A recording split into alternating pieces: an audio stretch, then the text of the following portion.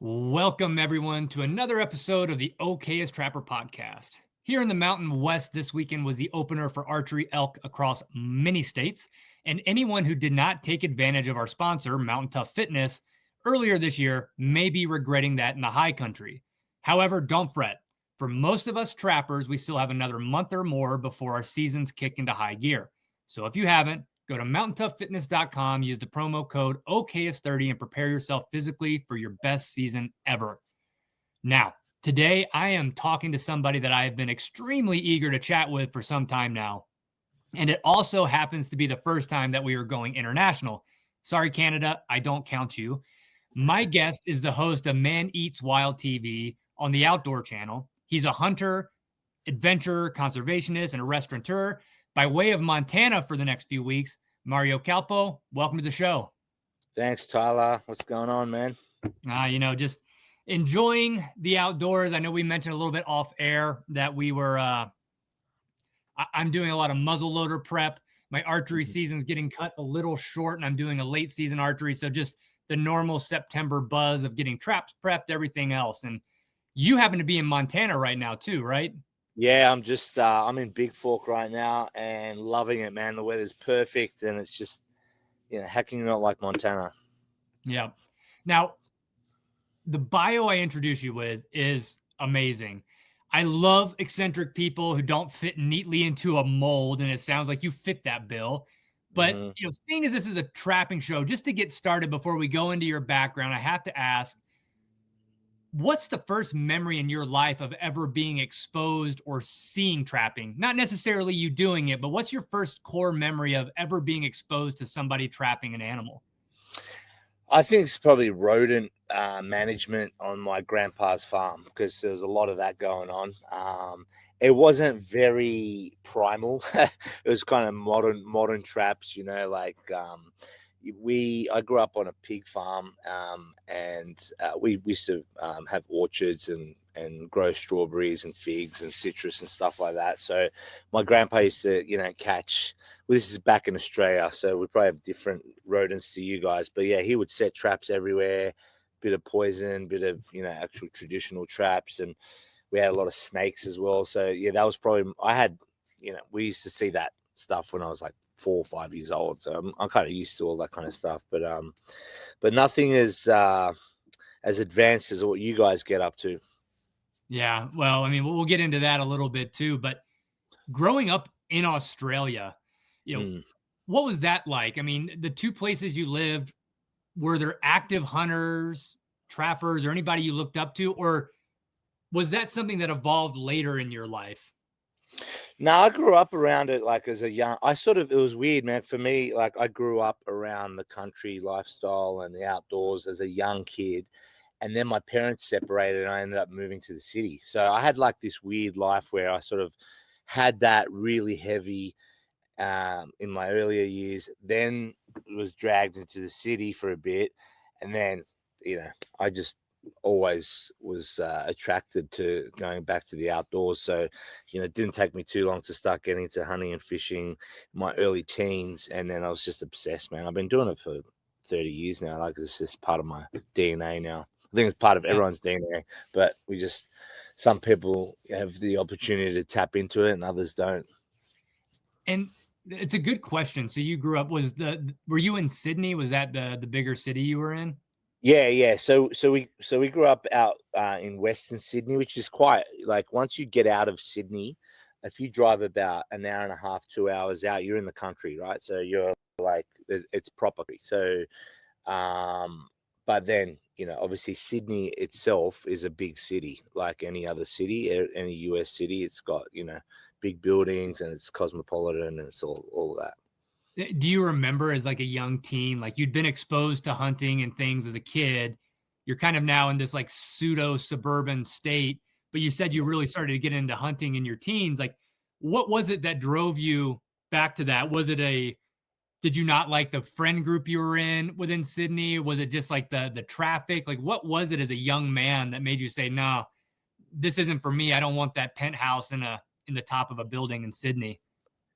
Yeah, I don't know, man. I just think it's like once you're as a youngster, I think it was ingrained in me early. So it was just part of my life. And then, like, I don't know about the younger generation now, but certainly my generation, we were outside playing, man. We enjoyed, mucking around outside, and it was just what I wanted to do. I just didn't have, that connection with the city until my later, life. But I guess one thing that drove me to doing what I do now is like, I feel like a lot of people are really interested in obtaining their food and being outside, and I think city folks more so than anyone, because they're kind of like, especially guys, they're like, I don't feel like a man because I don't know how to do all this sort of stuff, and they get really intrigued by it. So I kind of feel like there is a big space in teaching people how to reconnect to the outdoors. I love that. And that's everybody here knows my story. I was very much that pencil pushing office worker who had Yeah, that, like, I would never admit it out loud because it's such an ego hit, but like if everything stopped, I wouldn't be able to even feed my family and they'd probably die. So that's right. was my motivation.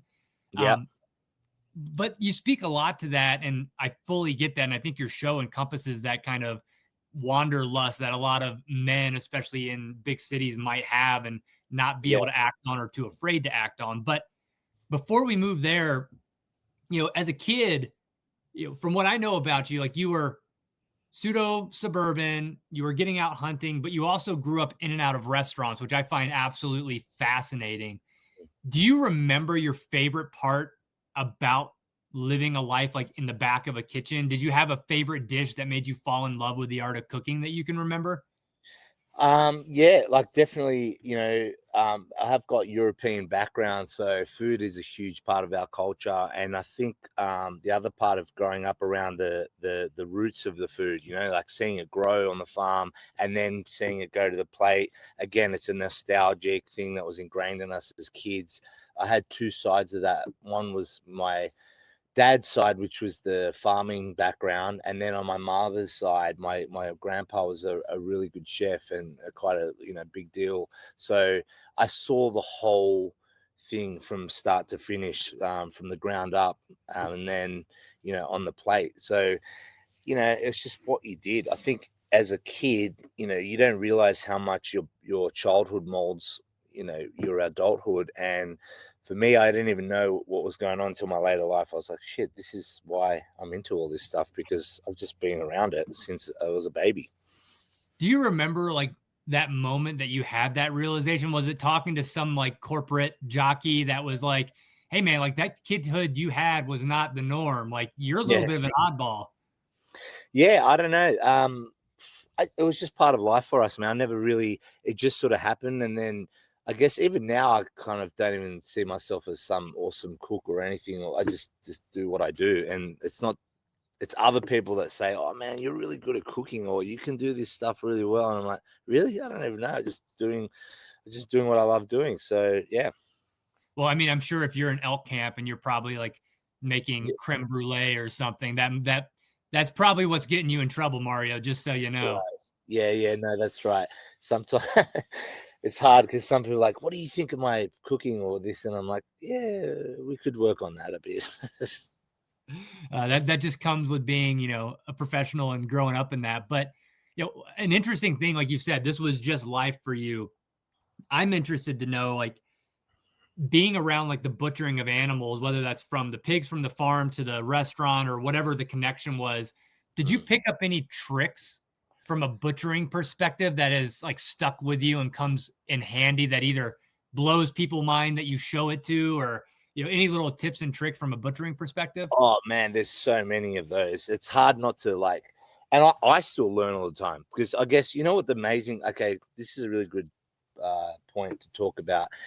I feel like my international hunts and international like trips always give me some kind of like new education, because it everyone there's only, and I excuse the pun, but there's a million ways to skin a cat, right? And it's true, because I think that's where that saying came from. It's like, I go to New Zealand, and the traditional Maoris, which are the indigenous people, have been, doing all these different methods. Like they can make a deer into a backpack just by putting the back hooves through that gap in the hock, and then they're carrying it on their back. Then you go to another place in the world and they're doing it different.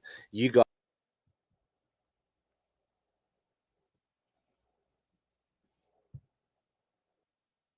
even little nuances and tricks. I just remember like little things like, we used to shoot rabbits. Like my dad gave me like a 410 shotgun when I was like 9. And, me and my cousin would go around and we would shoot bunnies. And I remember my grandpa showing me how to like step on their ears and then just whoosh, in one go take the skin off while they're warm. But then if you wait till they're cold, it's a lot harder, right? Like they get stuck and stiff. So just, little things like that. I think even in America, you guys do the same with squirrels and little like animals like that. Is like, you don't, unless you're doing that stuff all the time or someone shows you, there's little tips and tricks that make things easier. But going back to, talking about, people in today's age, that's very foreign for people. I have buddies of mine that are grown men that won't even touch a dead animal because they're like, oh, that's gross, man. I'm thinking, what's so gross about it? I mean, we've been doing this shit for 250,000 years, man. Like, it's only in the last 40 or 50 years that it's become a bit weird, but it's actually not weird at all. It's the most natural thing on the planet. Every other creature except humans are doing it every day. So, yeah, and I think that's it goes the same. And I have some questions later, so I don't want to spoil them around exactly that. And your international exposure, I think is probably a really great barometer for, how far we've come from being attached to where our food comes from. I think it's definitely a first world thing, probably most out in the US, Europe, maybe big cities and, APAC, wherever.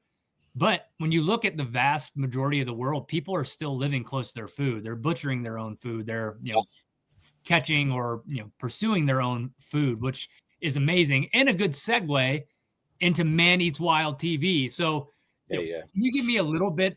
You touched on it with some of the people you've been on and had on and been hunting around the world with, but can you just give me the idea of like the origin story? I know it started in 2021 post COVID, but how'd you come up with the idea? Was it a tough sell to get to produce it? COVID actually was the reason why I got into this show, to be honest with you. A lot of experience around free restaurants, through running restaurants and, working in that field. So I always had an interest in food. And then I think any chef that you speak to that's serious about food will always want to know the source of their ingredients because that's important. And that's reflective in the flavor, the nutritional value. It's everything, right? Like, you can eat a salad in America, eat that same salad in Europe or somewhere else where it's been grown organically without pesticides and blah, blah, blah. You're going to notice a big difference. And then even on the microscopic level, like in the, chemical balance of it and how much nutrients it has, the whole thing. So from a food perspective and as a restaurateur, I was always interested in ingredients. And then once you start going down that rabbit hole, you find yourself going to the next level of like, how do I obtain my own food if I can't buy it in the shop? And we all know that what's going on in today's society is, we're being fed rubbish. So, the farm sort of lifestyle, I was always into hunting and fishing. So I sort of like married those two loves together. And then I found very quickly that most people didn't have that connection and they didn't even know, but they were interested in it. So I started a hunting and fishing lodge, but it was a little bit more than that. It was more like the idea of teaching people how to source their food, but not just that. It's like doing it in a really fun way that got people excited, So I was a hunting and fishing guide, had a few guides that worked for me, had a pretty decent sized operation in New Zealand. We would take people out on adventures, but crazy, like jumping out of helicopters and teaching them how to dive for lobsters. And then we would take them back to the ranch and teach them how to cook it and just explain the whole 9 yards. And people were blown away. So I guess it was at that point where I realized that there was something there. And then COVID had hit and New Zealand was shut down completely, which pretty much destroyed my business because we had no international clients coming in. And New Zealanders did this every day anyway, so there wasn't really a market for me because I was just like, we just do this stuff. We're not going to pay someone to show us how to do this. We do this stuff. So I found myself in the States at a trade show, and I bumped into a guy who was like, man, you've got a pretty unique set of skills here because, with your food background and your ability to go out and catch and cook and do all the rest of it, we think there's a pretty unique brand. So it was just like this moment where one part of my career was unfortunately at a halt and another opportunity rose. And that was really the birthplace of Man Eats Wild. Man, I feel empathy because I understand like those big moments in life where you're at a crossroads and you're almost mourning something going away, but then you get the opportunity to do something really cool. Yeah. So now you're 3 seasons in to Man Eats Wild TV. I'm not going to spoil any of the episodes for listeners who want to go watch, but you do really some pretty incredible things. And you're not only hunting, but you're immersing yourself in the local culture, which is really an interesting aspect for me because I used to do a lot of international work myself.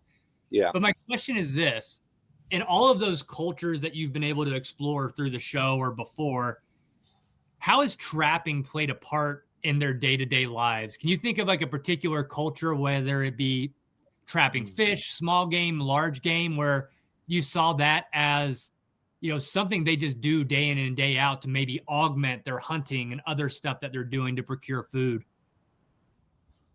Yeah, all of them do it. Like, I don't think there's been one place that I've been to that haven't incorporated. Well, it's trappings that it's a low energy, high reward scenario, right? Like, because you set and forget, right? And that's it. And you come back and you check it. Like, I'm sure there's effort in making the traps and all of that, but something like a fish basket trap, I don't know what you call it, but that's like, that's like a really easy way to just obtain food with little effort. It's like, what it's like. You go on a bow hunt all day. It takes a lot, man. It takes a lot of energy, and you got to refuel yourself after that. Whereas a lot of trapping stuff is like we said, set and forget. I think in Africa, I saw a lot of guys in Zimbabwe setting really cool fish traps out there. All around the world, man. Everyone's. I think it's almost like a lost art in the way that we just don't know how to do that stuff anymore. So I think almost every culture I've visited in some respect had some really neat things. Like I said, there's so much to learn and a million ways to do it, and I'd love to understand all of it. Yeah, and we'll get you some good mentors here in Montana and Idaho to help you like up some of your trapping game too. But like, I'm still this global idea of trapping, right? Like where you're in Montana right now. If you were to drive into Livingston or into Bozeman, you would see on the highway multiple anti-trapping billboards. Trapping has been under the gun in the US for some time, and it's really ratcheted up the last few years. What do you think the average American or European is missing in their knowledge about how trapping fits into that global heritage? The one you were just talking about where everybody's doing it, but the Western world has kind of started to leave it by the wayside. But what do you think they're missing from understanding how we're all connected to trapping, especially when you look at it globally? I just think we're disconnected, man. The world's turning more tech orientated. People live like 80% of people are spending most of their time during the day in front of a computer. 80% in the modern world. That's it, man. That's the answer right there. So you're spending most of your days indoors under artificial light in front of an artificial tech thing, right? And that's it. So and it's taken one generation, and really that's it. Like, computers were invented in the 80s. So if you're born before the 80s, you get it. If you're not, or if you're born around the 80s or early 90s, you would be exposed to way more of an outdoor lifestyle. Now we're boxed into living in a concrete jungle in front of gizmos and tech stuff. Like, so that's all it's taken is one generation, and people are fully out of it. So I think if you grabbed a human from birth, right, and you took them away from that and you put them outside, they would get it. So I just think it's really a space in time that we've forgotten. But I just think it's a misguide. People are misguided around what we actually do. You know, we think a lot of people think it's like a barbaric kind of like thing that it's just, yeah, it's really misunderstood.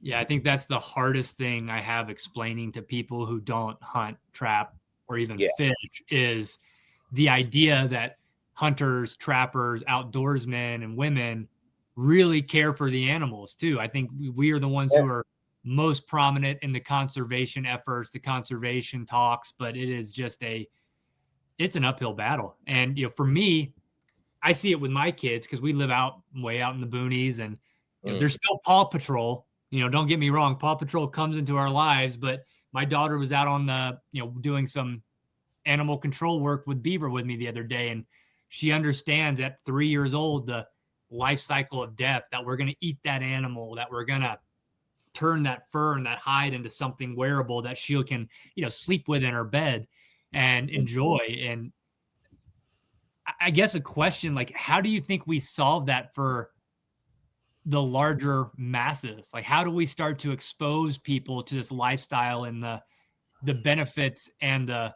frankly, non-cruel nature of it? Yeah, I think it's just a matter of more people like us spreading the message, like anything else. And I think like the sticking point, I think the part that people do understand is the food side of things. I think once you start relating it to food, then people are way more inclined to listen and understand and take your point in. I know that trophy hunting is probably like something that a lot of people shy away from now, and it's more like, not, and this is not my opinion, but just I know from doing this long enough that the general public think that's more of an ego driven scenario, and it's just senseless killing. Whereas if you can start talking about this in the light of food and the benefits of catching wild game, and how, because people know that we're being fed poison now. Like that's pretty evident. You just look at the average American, I hate to say it, but we're pretty bad. Like, we're not healthy. We're not. This is the result of what I was talking about before: being inside, eating shit, not exercising. The outdoors solves every single one of those problems. You're healthy, you're moving around, you're eating clean, you're doing what we are supposed to do as human beings. No one on the planet can argue with that. So I think when you paint it in that context, people are inclined, and a lot of the time will agree, but it's just a matter of articulating it in a reasonable way that makes sense. I've talked with a lot of people in the outdoor space. I've,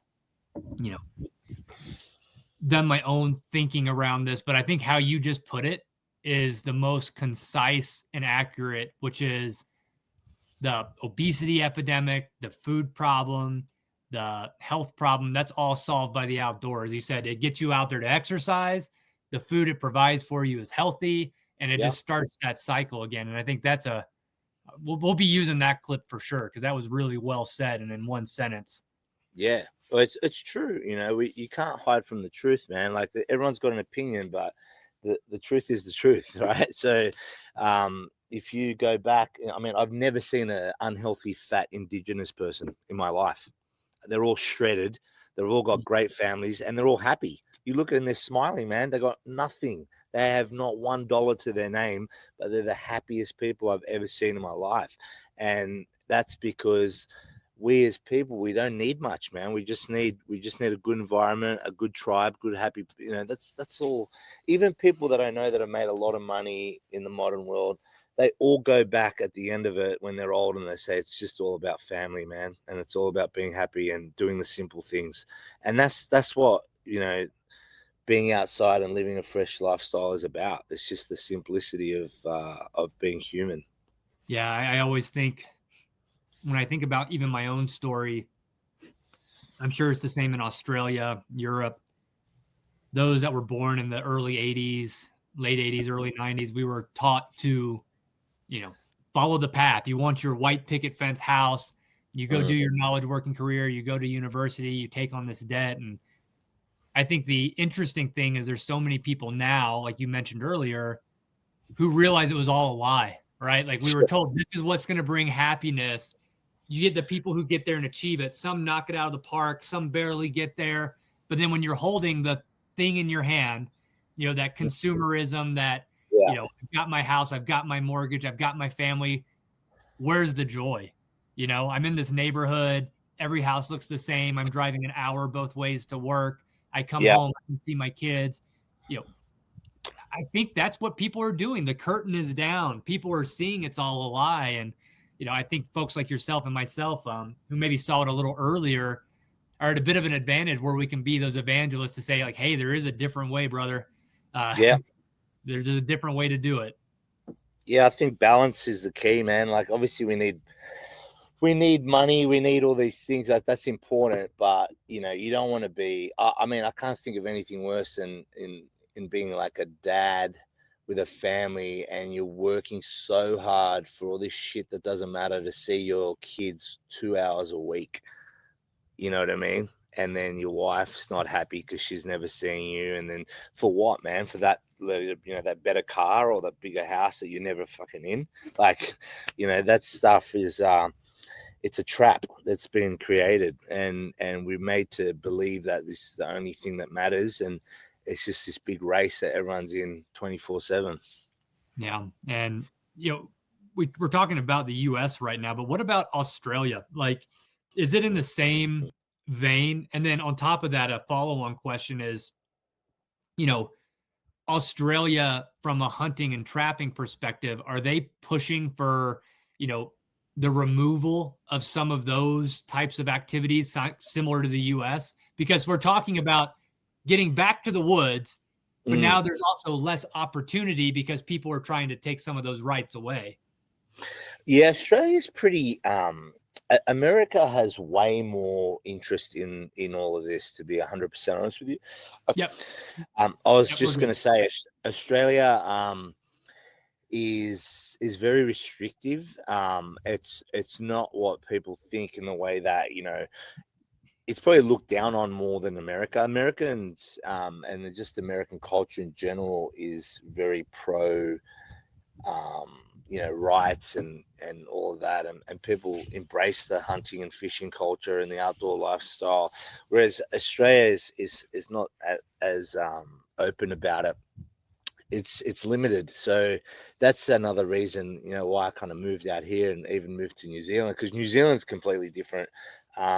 New Zealand's all about it, man. They love it. They're so into it. They and they're good. They're skilled, man. Some of those guys over there, I learned a lot from some New Zealand hunters and fishermen in the 5 years that I was there. But I think Australia's got a long way to go, and it's tough. It's a hard place to do it. Anyway, you got to travel far.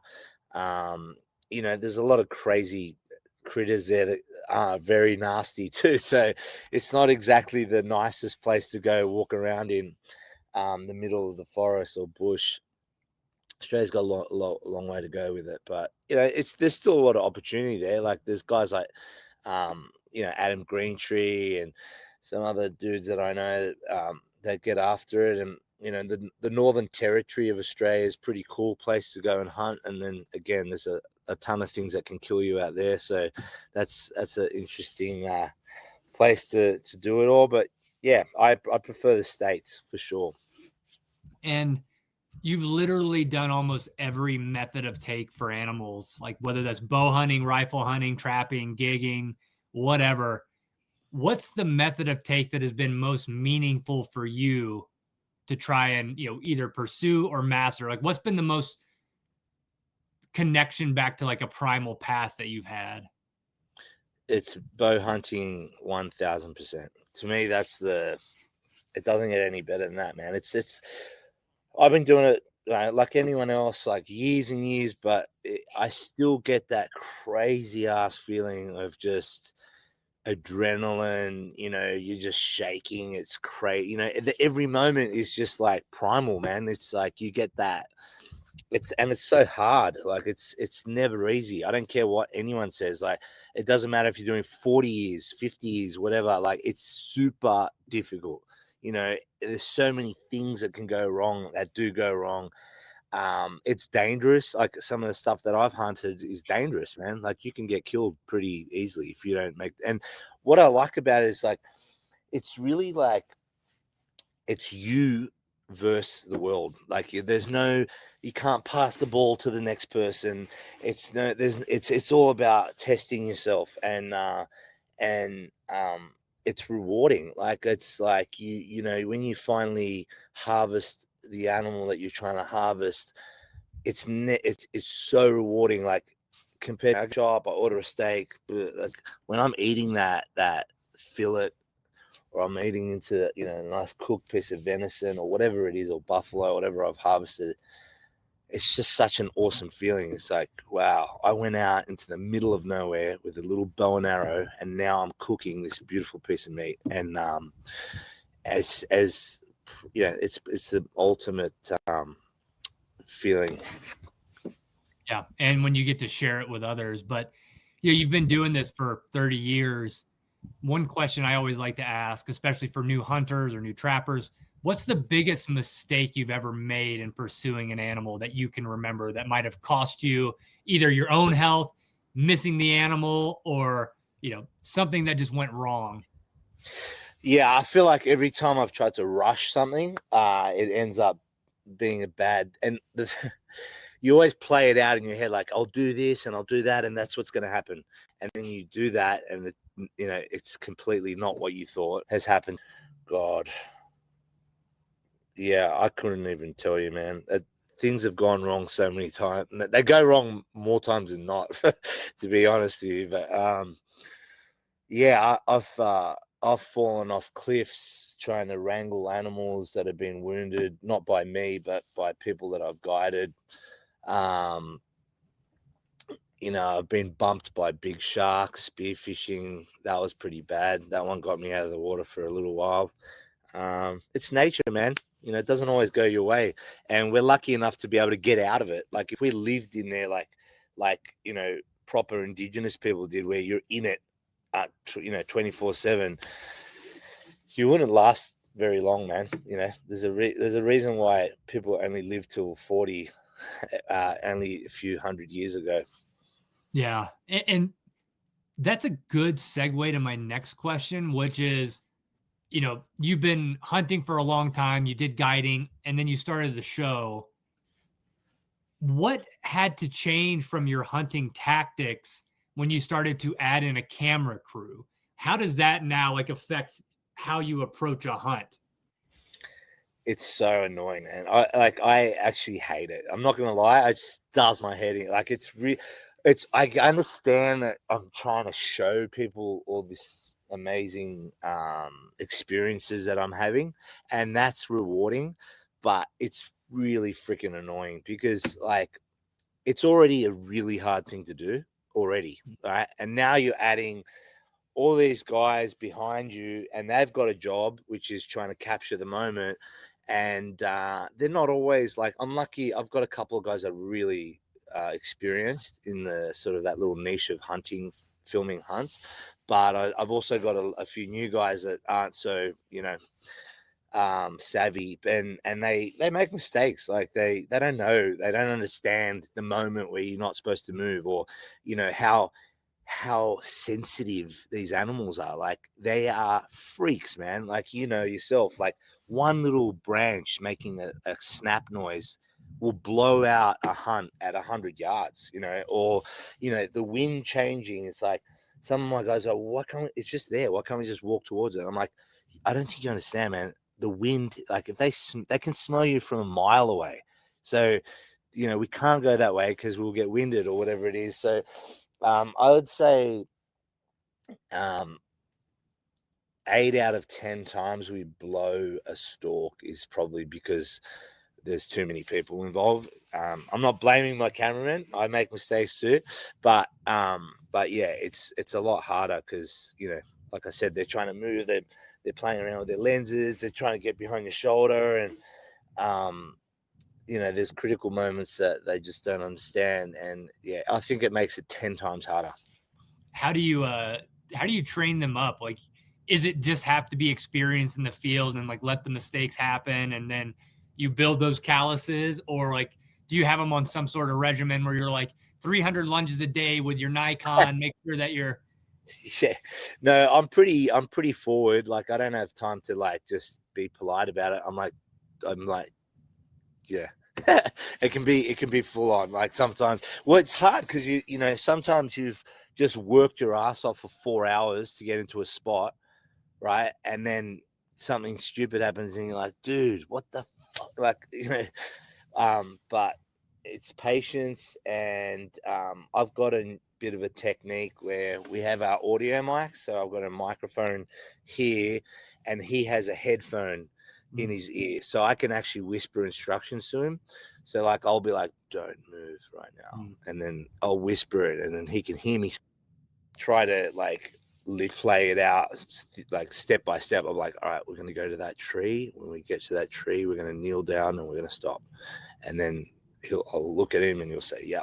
I've just got a few more questions, Mario. For trappers who might not be very good at cooking, if they have a game animal like a beaver, a raccoon, or a bobcat that's known to be good eating, what's your one go-to cooking methodology that no matter how you do it, it'll probably be pretty okay? I think the key to all of this stuff is treatment of the meat before it gets to the pan, right? So that is so crucial. I can't stress enough to people, like, what you do when you're cooking it is important, but what you do before you cook it is extremely important. So, if getting it cooled down quickly, heat can obviously spoil meat. I know that with antelope, for example, you want to get that stuff cooled down straight away. In the field, if you're mucking around for hours and blah, blah, blah, that's going to really change the profile of the meat. And things like stress hormones, the way the animal is harvested is important. So with all that kind of stuff that can be perceived as gamey or a little bit, not as, palatable, it's about treatment. So things like brining, sous vide is a really good method to tenderize meat. Things that are, so because you got a lot of different things, right? One is flavor, the other one is texture, and so tough. Even if something tastes good, if it's tough, it's not nice to eat it, is it? So I would say the treatment of protein prior to whatever cooking method you want to execute, and then also you can make less desirable meat taste good. It's just a matter of, you don't want to smash it with things that I've seen people just throw a million flavors on things just to make them taste good, but you don't have to do that. So yeah, I would say the treatment of whatever protein is just as important as cooking it. And I would, dry aging. So I think dry aging is probably one of the biggest ones. And hanging things up for a few days before you eat them. I would suggest, sous vide's my favorite, man. I just love sous vide, and just think it makes things super tender. Love it. Now, lightning round, last two questions.